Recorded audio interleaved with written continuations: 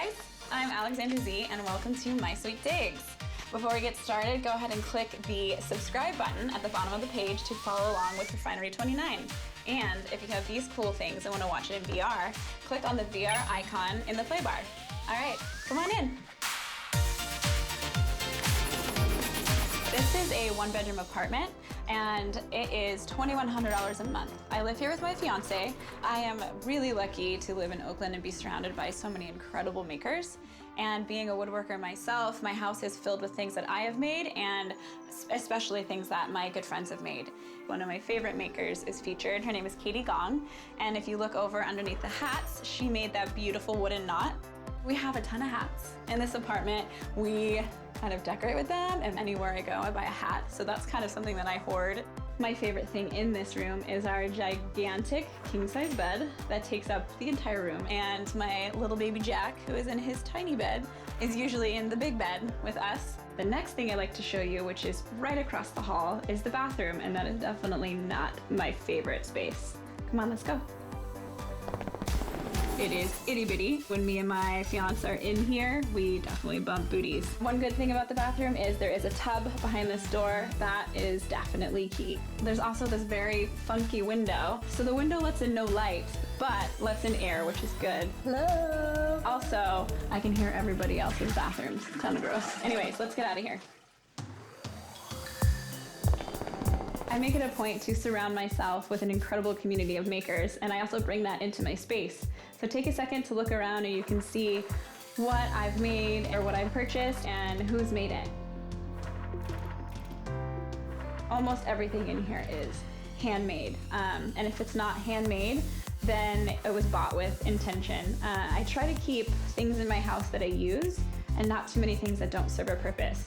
And the things that don't serve a purpose are pretty special. Other things in the apartment that are kind of eye-grabbing is this giant mirror over here that I made, and it's made out of walnut. I was on the hunt for a floor mirror that had a live edge wood frame, and I couldn't find it anywhere, and so I decided to make it. It was definitely a learning lesson. I messed up a couple times, but I love how it came out, and it's really fun to have in the house. It kind of makes it feel bigger.